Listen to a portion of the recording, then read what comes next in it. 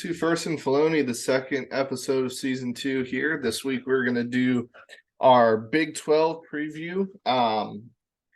Probably another one of the worst Power 5 conferences. But before we get started, I'm Donovan and Faloney as always. Joining me is Mr. Andrew Cooper himself. We had some good feedback from our show last week, and we had some good points here, with the highlight being the ACC does have a possibility of a Heisman contender with that isn't a quarterback with Will Shipley. I think the overall conclusion is Florida State, Clemson coming out of that, and I think we both agree they have a shot at the playoff if they don't lose more than one game. So for the Big 12, I think it's going to be kind of similar to the ACC. Just to go ahead and get off the rip here, what are your thoughts going into the Big 12 this year, Mr. Cooper? I think it's going to be pretty wide open. I don't really think, to me, there's a set team.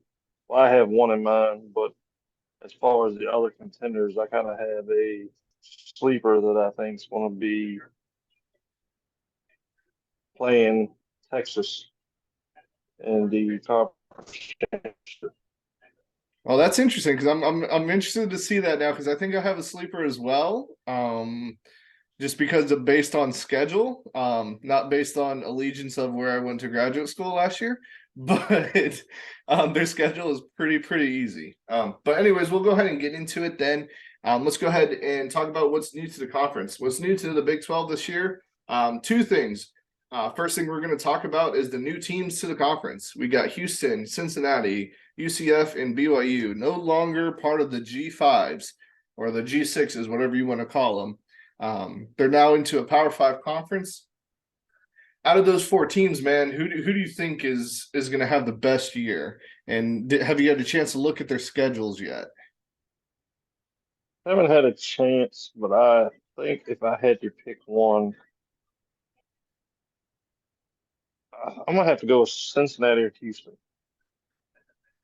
Cincinnati or Houston? I take it back. I think UCF. Gus Malzahn. I forgot about him down there. Yeah, so UCF only has to they have to play at K-State and at Oklahoma. I think both of those are definitely going to be losses, but their schedule beyond that, UCF isn't very difficult. The advantage they're going to have is you got to come down here to Florida to play, right? For Baylor, for West And they just got a stadium upgrade too, I believe. Say what? I think they got a stadium upgrade. Yeah, I mean, it's in the middle of Orlando, and I mean, it's just hot and humid down here in Florida. But they have a pretty easy schedule. Houston's schedule is a little more difficult, but it's manageable. Cincinnati's schedule, I think it's very easy as well. I think they're all going to probably finish roughly about the same if I had to pick. And then BYU schedule is actually very manageable as well. I'm looking at them right now as we're going through. I don't see them winning more than 8 games per team, but I do see them making a bowl game, being above 6-6 for all of them, maybe 8-4 max. I don't trust BYU. I just don't trust them. Houston, I really love, especially with NIL. Maybe not this year, but in the years to come, because Houston is a massive oil money, like, graduates school, so they're going to benefit heavily from the NIL, I think. And then Cincinnati losing Luke Fickell, I think that's the downfall of the state of Cincinnati there. But it should be fun to kind of see. Huh? Who does Cincinnati end up getting for? I can't. Let me see here.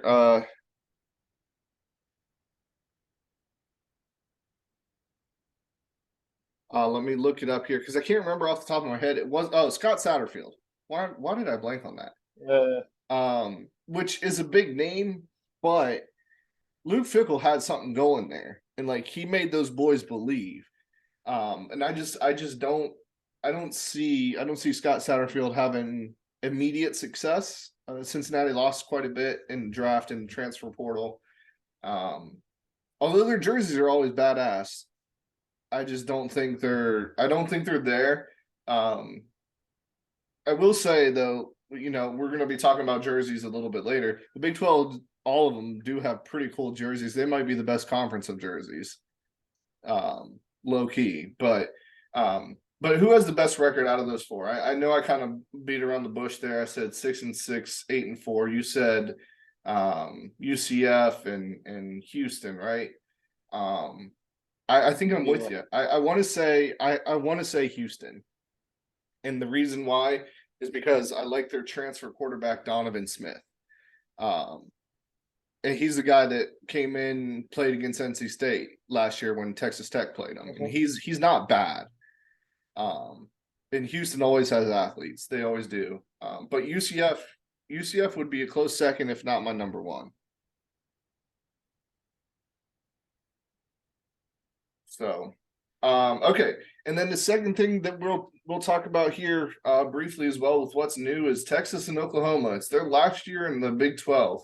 Um, Now, Texas and Oklahoma, there's a couple questions I want to ask you with them. Um, because both of them had disappointing seasons last year. Brent Venables, Oklahoma, they looked awful, and he's supposed to be a defensive specialist. And then Sark couldn't put the offense together last year. I think Quinn Ewers was playing hurt most of the year, anyways. And then Hudson Card, who's now with Purdue, I don't think he was an answer for a backup. Texas now has a couple good backups with Arch Manning and the other kid who's 6'7", who just looks like a monster. Can't think of his name. And then Oklahoma has a lot coming back last year. They got a good transfer portal pool. We'll go ahead and go right off the bat here. Who do you think is going to have the better record, Texas or Oklahoma this year? Yeah, Texas all day. Texas, I think so as well. I'm falling for it again this year. I said it last year after the Alabama game. Texas is back. Those three words are going to haunt me all season because I'm saying Texas is back. Um, do you think Sark or Venables is on the hot seat if they have another bad year, though? Venables, no. Sarkeesian, yes. See, I think it's the opposite. I think Venables, yes, Sarkisian, no, because the recruiting classes that Sark's been getting have been nuts, man. Yeah, but I mean, this is only Venables' second year. It's Oklahoma, man. Those fan bases are just as bad as an SEC school. But I think you can make a case for both. I'm not trying to say that you're wrong, but I'm not sold on Venables. I'm just the way he handled everything last year. Okay, and then in kind of like opposite of that, hot seat we talked about. Do you think both of them make a leap, or just Sark, or just Venables? Like which one? Which one do you think? Or what kind of season do you think they both will have? I think Oklahoma progresses, but I don't think it's going to be that much. I think if anybody's going to have the year between those two, it's Texas. Well, like Oklahoma, they were what 6-6 last year, I think. I see them at least winning 7 or 8 games.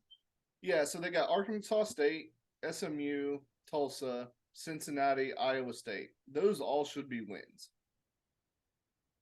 That should be starting off 5-0 going into Texas, which is going to be a day game. The Red River Shootout, always fun. And then they got UCF at home, then at Kansas, which we can talk about that a little bit later. At Oklahoma State, which is always going to be tough. I don't care what you say about how bad a team is. If it's a rivalry game, it's always going to be tough. And then versus West Virginia, BYU, and TCU. I can see them winning at least 7 and then a couple toss-ups. Yeah, I mean, if they do win, I mean, they're only, yeah, like I said, if they do win, I got them winning 7, 8 would be the highest. Really, I have them at least 7. I think No, I they're mean, they're going to going to win 7. drop one of the bad teams. Oh, yeah.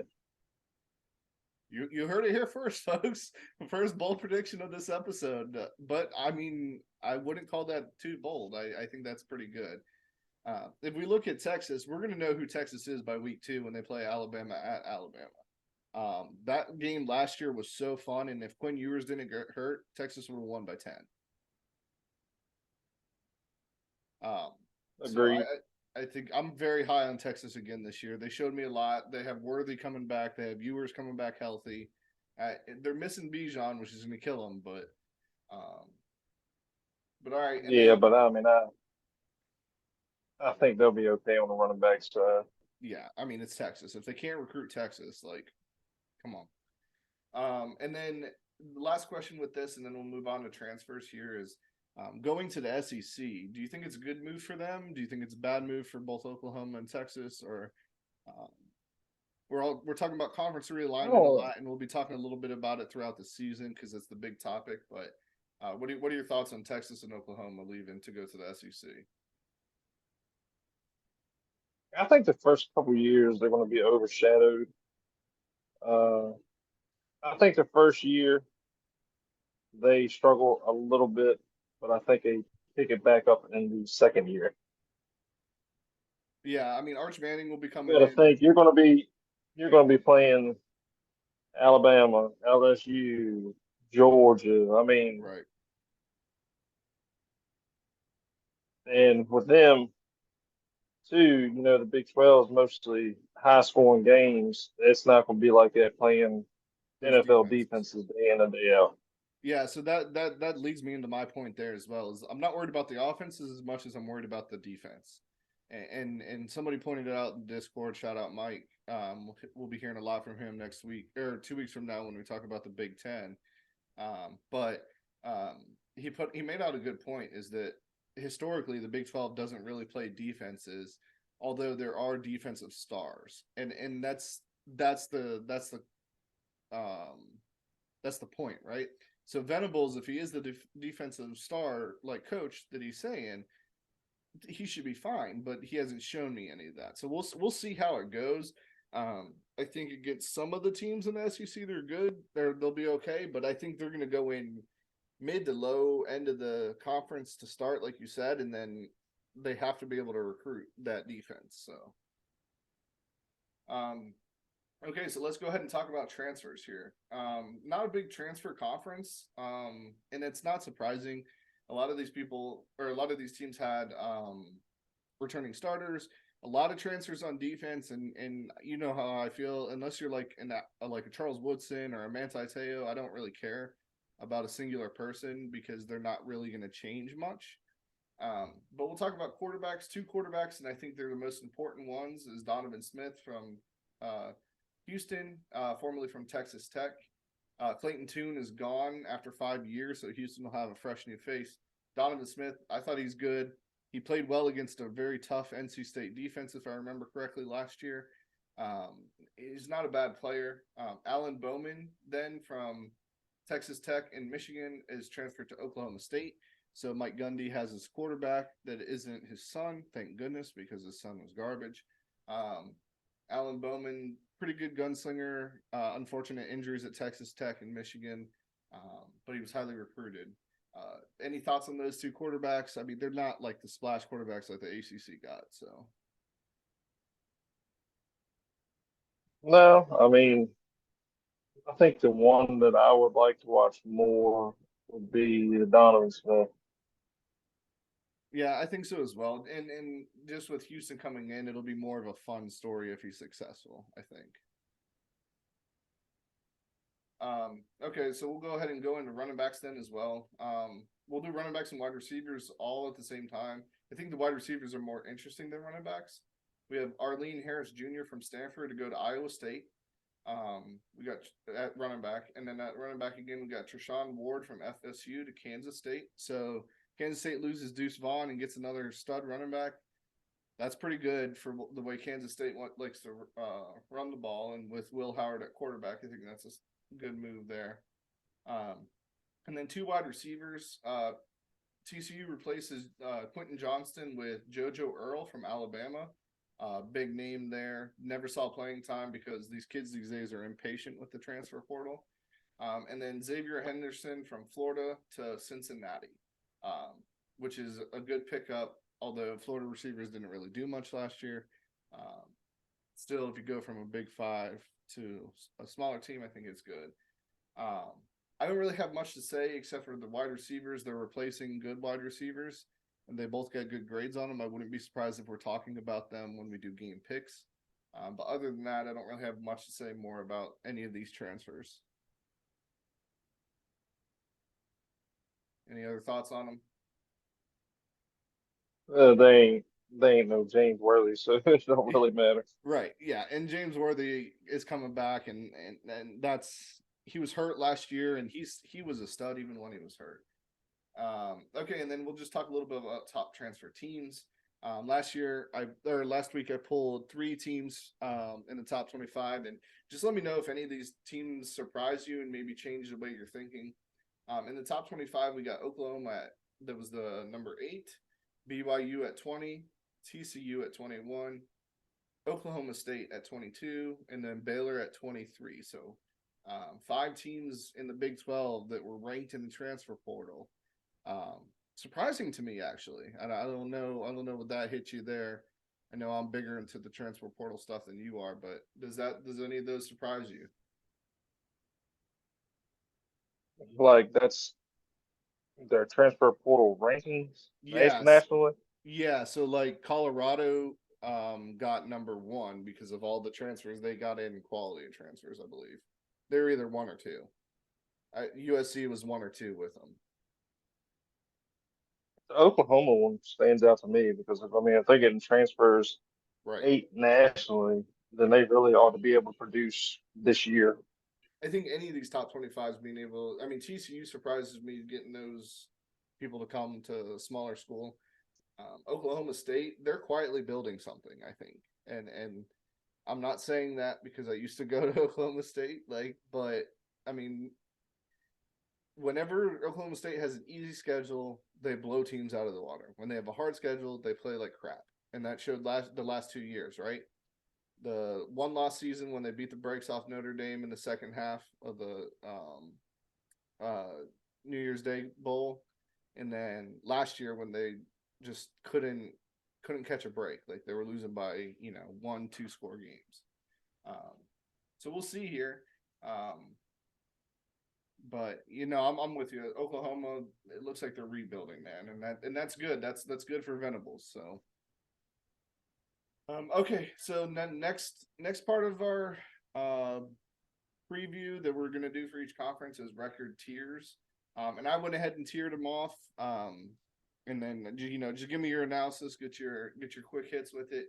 I only have 2 teams in tier 3. I think the Big 12 is very middle heavy. And I could be wrong on that, but tier 3 I have only 2 teams, and that's Iowa State and West Virginia.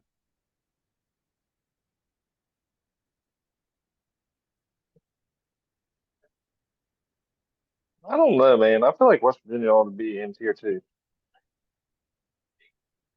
One of my bold takes is West Virginia, man, and they just they keep losing players. This is the first year that they don't have a transfer quarterback since 2013. And Neil Brown, I think, is a complete dumbass. Like, I think he should have been fired over the offseason. We need the old Pat White. So they don't have. So they don't have. JT Daniels. Nope. All right. Retake that statement. Tier 3. I mean, JT Daniels I thought was he came. I he thought he went. came back this year again. No, he transferred again. He went to the Rice Owls. But JT Okay. Daniels wasn't that great last year either. They had a kid who ran 4.3, who had 4.3 speed, 4.2 speed at wide receiver, and they didn't do shit. Hmm. So I have those 2. Save a bold prediction for West Virginia at the end. Tier 2, we have most of the conference.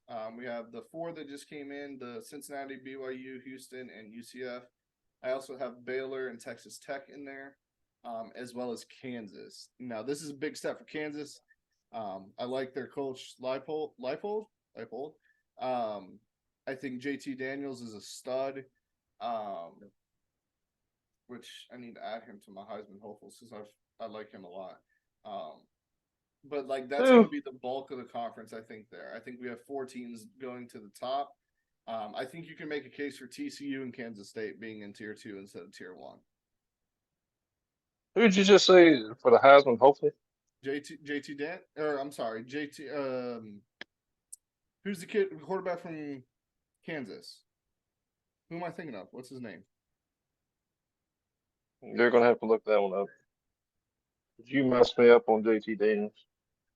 Jalen Daniels, excuse me, Jalen Daniels. Jalen. I had JT Daniels stuck in my head from the West Virginia Tech. Oh. I apologize there. Jalen Daniels, yes. Before Jalen Daniels got hurt, I mean, he led undefeated Kansas. Like, he looks good. He's back. So I'm drinking the Kansas juice there with him. You're probably going to kill me on this one, but I'm moving one team to tier 1. Okay. I'm going Texas Tech. Yeah, you can make that argument, I think. Go ahead. Like give me why. I think they do. I like the coach.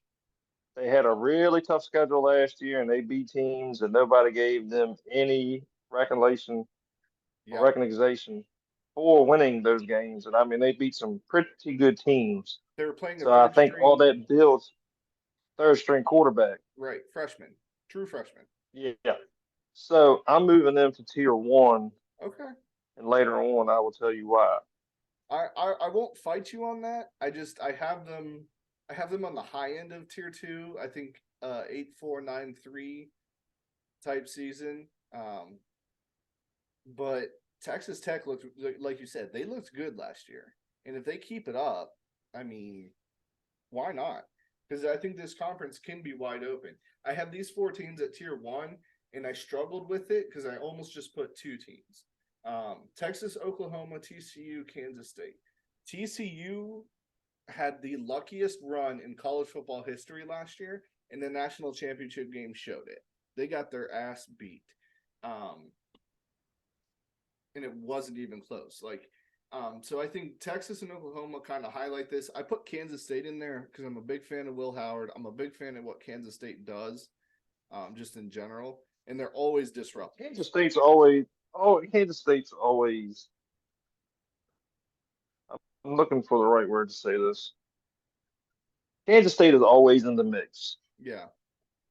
And they don't get a whole lot of preseason accolades and all that, but come the middle of October, it's like they crank it up. Oh, middle of October, they're in the top 20 in the rankings. And Will Howard is a stud. I mean, you saw him play a couple games last year. He's a big quarterback. He could throw the ball. You know what I mean? He did beat TCU. Did they beat TCU? Yeah, in the championship game. He beat TCU in the Big 12 championship game, or last game of the season. 1 and 2. I think it was the last game of the season. Yeah, whatever it was. But I think TCU is overrated. I almost put TCU in tier 2, but I gave them respect after the season that they had. It's Sonny Dykes' second year. He got lucky. He must have paid off the devil or something because he got lucky as shit. But I think Texas and Oklahoma lead this division, but I never count out Kansas State. Okay, so Heisman hopefuls. I have 4 written down. Well, 3 now. I'm typing in the 4th one. Do you have any Heisman hopefuls that you want to kind of lobby for? I have 3. Or do you want me to give you my list first? I have 3 that I'm lobbying for. Whether they make it, I really don't know. Well, like I said, these are Heisman hopefuls. It's not our final Heisman list. We'll do that during week 0. This is like who we think has a dark horse chance or a good chance of getting to represent the Big 12 in the Heisman. Because realistically, let's be honest, it's going to be Caleb Williams. It's going to be Drake May. It's probably going to be Blake Corum. So, Jalen Daniels. Yep. That's the one I just wrote down, but I love him. Quinn Ewers. Yep, I have Quinn. James Worthy. Ooh. look at Andrew giving us props. I know he was in the top 20 for Heisman odds as well. James Worthy, for those of you who don't know, is Texas wide receiver. Dude's a stud. If he stays healthy, if he can stay healthy and they can sling the ball around and he can rack it up, he could be like the next Devontae Adams. Ooh, okay. Yeah, and it all depends on Quinn Ewers too, right? Like, it all depends on what they do. I think Alabama will be a fun game to watch, to see what they do with both of them. I don't not like those.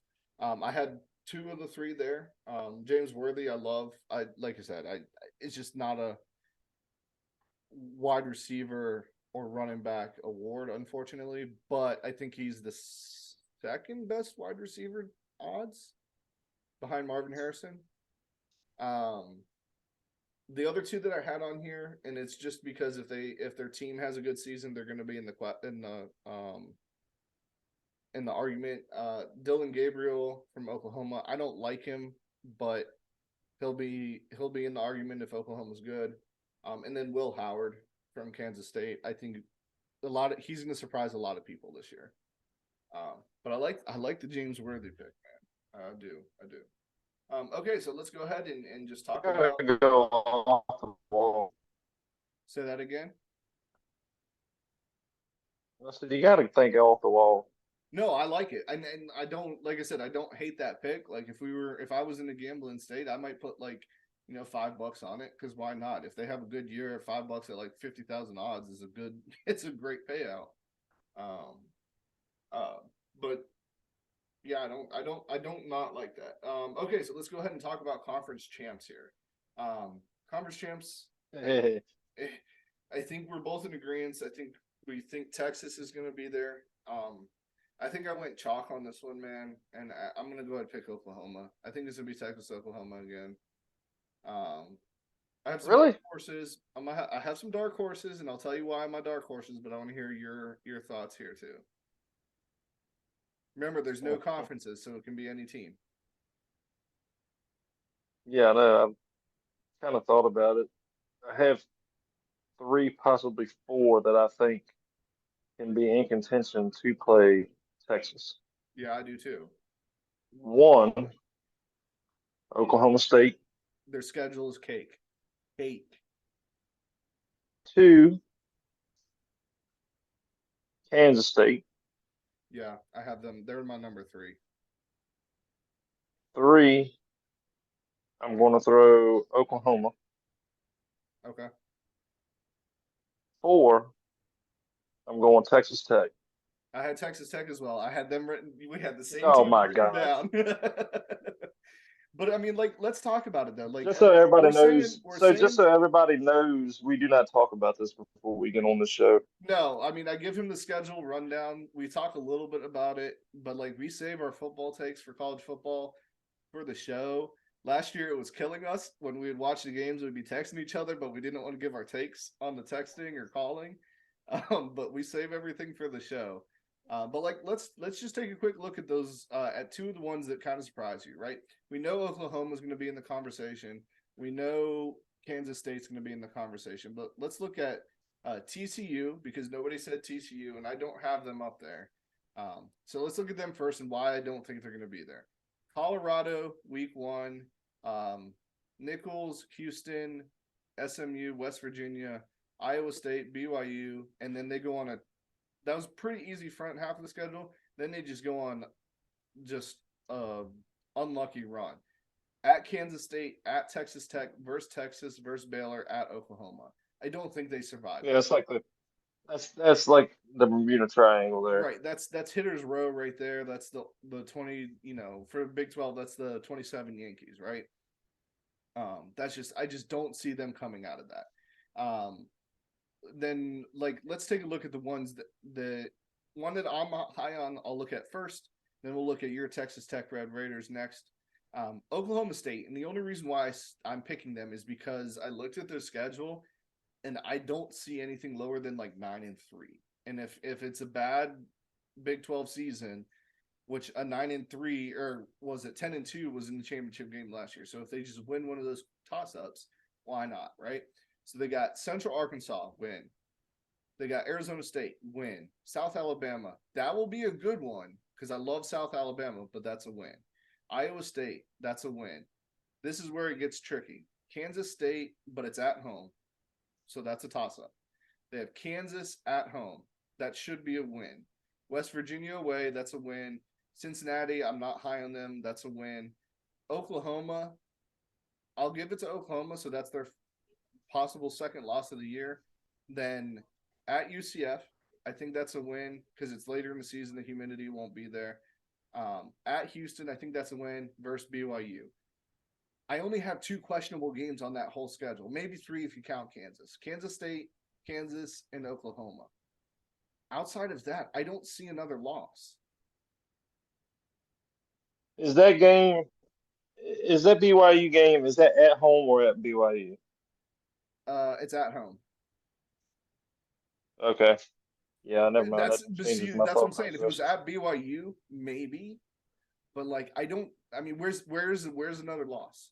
Maybe Houston, maybe BYU, maybe UCF. Honestly, dude, I honestly, man, I can see them running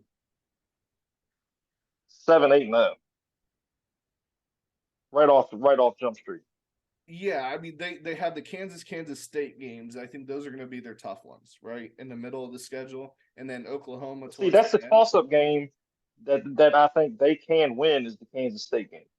Right, but and that's at home, so that leans it to. I would agree with you. Both Kansas and Kansas State are at home, and Oklahoma's at home. All 3 of the toss-up games are at home. They're not losing all 3 of those. Not at home. Not how rowdy that place gets. So I mean, do you see what I'm saying? Like they might not have the best team, but it's just like Louisville. Their schedule is easy enough that I don't see losses. I mean, shout out in the comments, guys. If I'm wrong, please let me know. And I was very high on them last year, but like I don't see more than 3 losses max on that schedule. And then let's go ahead and look at No, Texas. Let's look at Texas Tech here for you. Wyoming, that should be a win. They're at home versus Oregon. I think that's a loss, but that's because Bo Nix is coming back with Oregon. I don't know. yeah, I don't. Go ahead. I got that as a loss. Yeah, and then we got Tarleton State win. At West Virginia win. Home versus Houston. The reason why I have this as a win is because it's home. At Baylor, which Waco's tough to play in, but I think that's a win as well. Home versus Kansas State again. At Utah for BYU. Home versus TCU, which is good, but that one might be a toss-up. At Kansas, by then we'll see how good Kansas actually is. And then home versus UCF, and then at Texas. I see 8-4, 9-3. Like max. I don't know 10-2. Yeah, I can see 9-3, possibly 10-2. You're gonna have to sell me on 10-2. Like so, at Texas is a tough one. TCU at home. See, I had them losing. Like I said, this is a long shot because I think really and truly, if they can get back on track, I have them losing to Oregon, and I think they're playing Texas in overtime. That's another toss-up game to me too because how healthy is at Quinn Ewers going to be? at Austin. Yeah. Friday, November 24th at 6. That'll be a fun game to watch. That'll be a fun Friday game to watch. No, I mean, All I'm telling is down there in Austin, you better watch out for them flying tortillas. yeah, you never know. There, Matthew McConaughey come on the field with his shirt off, and then Texas is going to win I that. almost got hit by one of them things at NC State last year. So I mean, I think you're right. I think Texas Tech has an easy enough schedule. I can see maybe 4 or 5 losses in there, but I think out of those 4 or 5 losses, I think 3 of them are toss-ups where I can see them winning. It just kind of all depends on what they bring back. They're losing a lot on defense, but they're getting a lot back on offense. Yeah, man, I really like their coach, man. I do too. I really like them a lot as well. I like their coach a lot as well. Okay, so let's go ahead and just lead into it. We got two more segments here. This episode is going to be a little bit shorter than the ACC one, guys. Sorry, Big 12 isn't really our forte. ACC will always be a little bit longer because we got big fan in the ACC with NC State as my co-host. But we'll go ahead and get some bold predictions out here. I got 3 bold predictions, but do you want to go first, or do you want to go like one after other? You go, I go, you go. You gotta do one after another. All right, you want to go first? No, you can go first. All right. First one I have is Texas has less than 1.5 losses and makes the college football playoff. No, It's a bold prediction, man. I think false. that's a good bold scale. No? Why do you say no? I think their That's loss is your. Alabama, and I don't think they lose after They that. all, dude. They always choke. Somebody always gets hurt. But Texas is back. Okay, Okay, well, so that's so your let's prediction. look at their schedule. Versus Rice win, at Alabama loss unless they pulled it out. I think so. Versus Wyoming win, at Baylor win, versus Kansas win. Neutral site Cotton Bowl, Oklahoma. That's a toss up. At Houston win, versus BYU win, versus Kansas State win, at TCU win, at Iowa State win, versus Texas Tech win. See, I could see them faltering to Kansas State or Texas Tech. I'm not saying they don't have 3 toss up games. This is my bold prediction statement. This isn't what I think the record's going to be necessarily, but my bold prediction is No, they're going no, to be a I'm one just loss team going into the college football playoff as a 4 seed. So, right on. all right, that's my first one. What you got, boss? Bold predictions. My bold prediction is Texas Tech shocks the Big 12. Shocks as in one of the two in the conference championship Makes or the Big wins the 12 conference? championship. Yep. Nope. Makes the Big 12 championship. I okay. I can see that. It's gonna be. I think they have out of the 4 or 5 top teams. I think they have the worst odds of doing it. But I mean, we just went through their schedule. You can make that a good argument, I think, as well. Um, so I like that. Who would they play then? Or Texas. you think Texas? So there'll be a rematch of the last week of the season. Yep. It's possible. I got Texas. I got Texas Tech beating them in the final regular season match, and then in the championship, Texas gets their revenge. Oh, I see. I can see that. I can get on board with that, I think. Okay. My next bold statement, and this is where I'm going to get a lot of hate. Ooh, yep. TCU will be under 500 this year.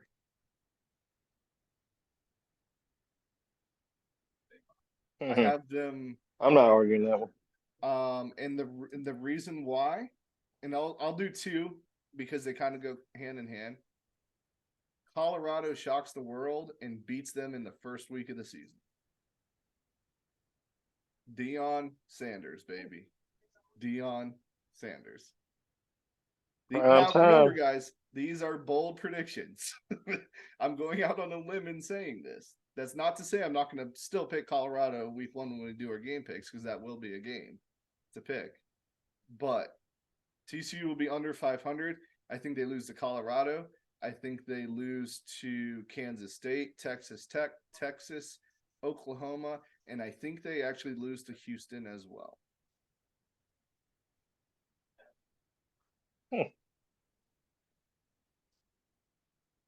So we'll see. We will see. I think they had like 7 or 8 games last year where they won by 1 score or less, or by the last drive of the season or last drive of the game. So I mean, you can't have the ball fall your way every single time. So I did 2, sir. I don't know how many you have Yeah. left. Go ahead. I have one more. Okay. I'm going to go with Kansas State's running back replaces Deuce Vaughn and gets over 1,200 yards rushing on the ground this year and And over 15 touchdowns. okay, so I don't think that's a very bold statement because they're a very run heavy team, bud. No, it doesn't matter. At the end, when we look back on this, you're going to know I win. So, Okay. Okay, I'll give that one to you. hey, a lot could happen. He could get hurt the first week, and it don't happen. No, you're right. You're right. You're right. You're right. You're right. You're right. Okay. My final bold prediction. I had 4, like I said, this week. And I'm very confident in most of them. I think Neil Brown, coach of West Virginia, gets fired by week 5. So let's look at their first couple schedules. At Penn State, loss. Versus Duquesne, they'll win that one. Versus Pittsburgh, they'll lose that. Versus Texas Tech, they'll lose that. Versus or at TCU, they'll lose that. He's not making it to past that, and then the bye week happens right after that. He's not making it past that. He'll be fired by then. He'll be fired after the TCU Oh, game. yeah, he's definitely on the hot seat. Yeah. So that one is like your Kansas State 1,215 touchdowns, asshole. Yeah, well, there you go. Think relative here. Yeah. Okay, and then our final segment of the Big 12 is best uniforms. Now, I said I prefaced this with I think the Big 12 at the beginning of the episode with I think the Big 12 has some of the coolest modern jerseys of the entire country. Um, Oklahoma State's is always pretty sick. The Country Roads, West Virginia ones they wore against Pitt last year with the county lines on it was pretty sick. TCU always has nice ones. Texas Tech, that black and red is just nasty. But best uniforms, I have 2 of them, and they're both orange.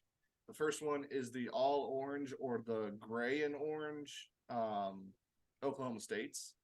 That all orange ones they have, or if they have like the gray with the orange, like the gray lettering with it, I think those look so sick.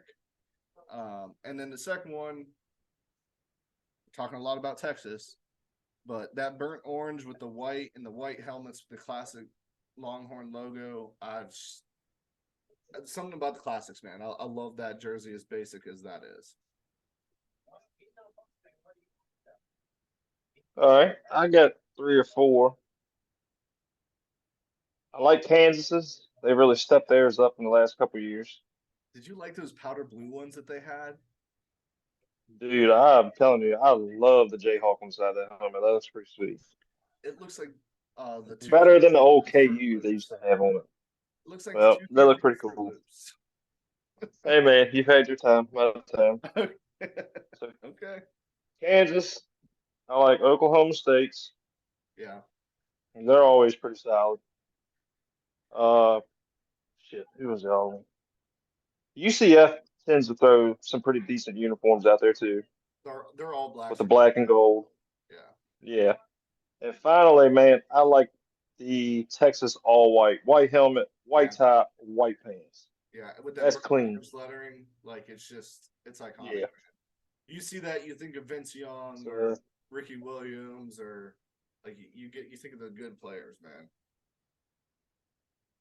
All right. Well, thank you guys. That's it for us this week. That's our Big 12. We have 5 weeks left, I think, until college football now. 4 weeks once you guys will hear this, I think. Next week, we're going to do the Pac 12. We're starting to get into the fun conferences. The Pac 12 next week, Big 10 the week after that, SEC the week after that. And then week 0, we're going to give conference playoffs, our 3 Heisman main Heisman, or 5 Heisman main candidates, I think. And then week 0 picks. So Pac-12 next week, guys. Thank you guys for listening. Once again, spread the news.